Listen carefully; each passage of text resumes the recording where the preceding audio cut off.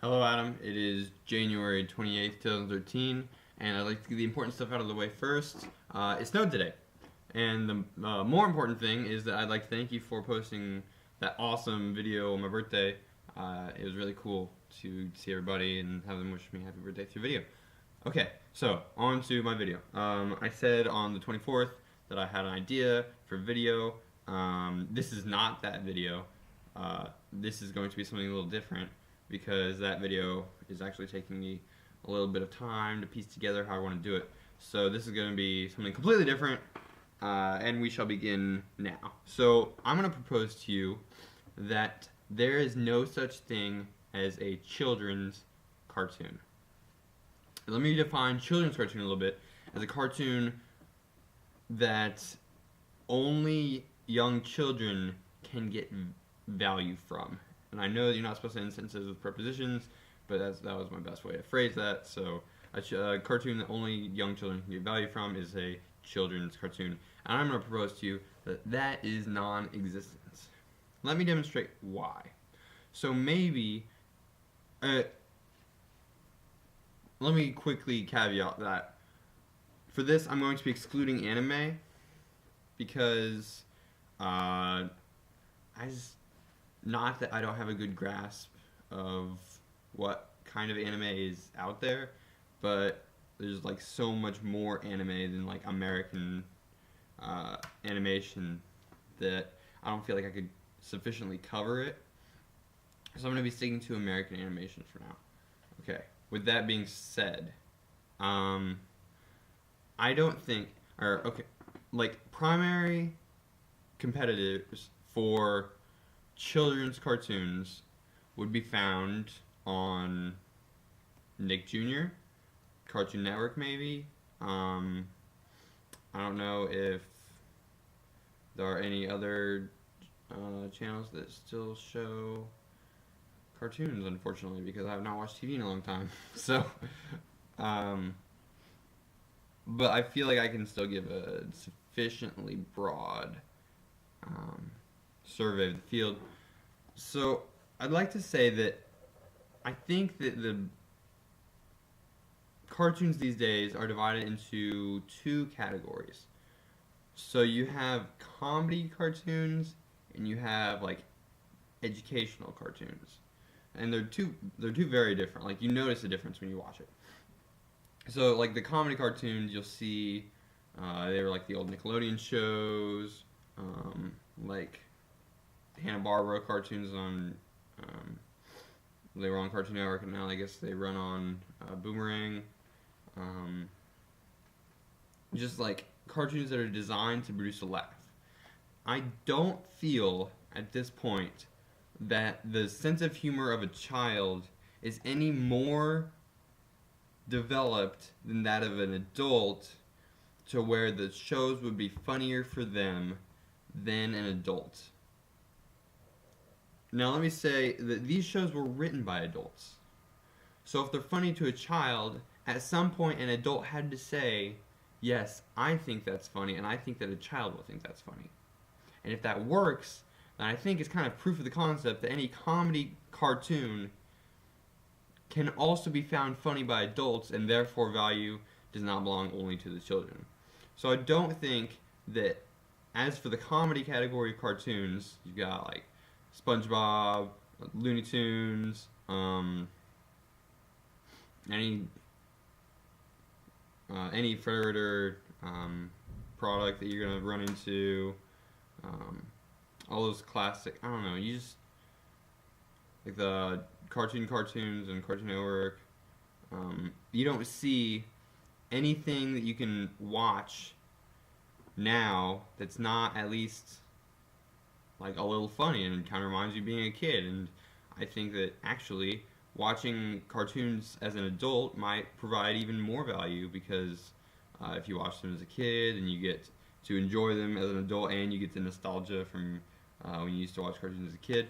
So we're gonna rule out like comical cartoons as being children's cartoons. That being said, we're left with educational cartoons, and I kind of struggled with how to approach this because Like, I don't think, and this might be a big leap, but I don't think that any adult who watches an educational cartoon would learn very much from it. And this, okay. So it provides a value to the parents of children who watch that kind of show. But it's kind of indirect, so I wasn't sure if I should count that or not. At the same time, okay, like think of the show Little Bill. You remember Little Bill? It used to run. I don't even remember what. Gosh, that was a long time ago. It was a hilarious show. Does that make it count as comedy if it was hilarious, but it also tried to teach you like life morals and stuff? See, this is a very nebulous thing, but I'd like to say that the value of educational cartoons is provided to the community at large and not simply to the children who watch those cartoons. Which is why you'll find that type of thing on PBS Kids. I think you used to be able to do that. Now I don't. TV these days is a little weird, but oh, I almost forgot a category. So you have comedy cartoons. You have educational cartoons, both of which I've described as having provided a value to adults. One directly through its comedy and indirectly through nostalgia, and the other indirectly through educating children and providing a better general population. But you also have action cartoons. Things like anything with a superhero in it would count as an action cartoon. Actually, could you just call those superhero cartoons? Because I can't think of any that would not have a superhero in them. Anyway, the question is whether those cartoons provide value to adults. And I would argue yes. Certain action cartoons can provide value to adults through their plot, through their animation and art. I would say in general that if it is geared toward children, that the writing or the scripting may be dumbed down a little bit, maybe a little predictable, maybe the dialogue isn't complex or the prose eloquent. But at the same time, look at Mark Hamill's Joker in the Batman animated original series. Like, that was superb voice acting that we got for a show that was a cartoon, was like a children's cartoon. So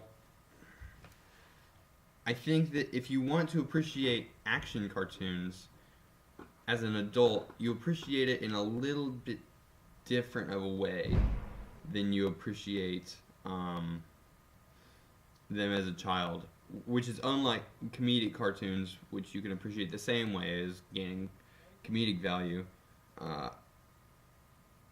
It's different.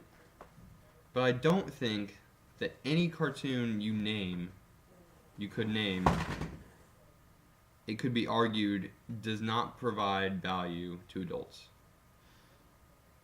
And who knows, maybe the adults that I'm talking about are like little children trapped in adults' bodies.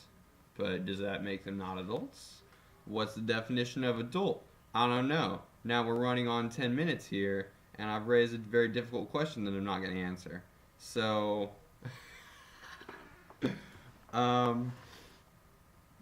that's just kind of my argument, because I feel like as an almost, oh man, I only have one more year of being a teenager.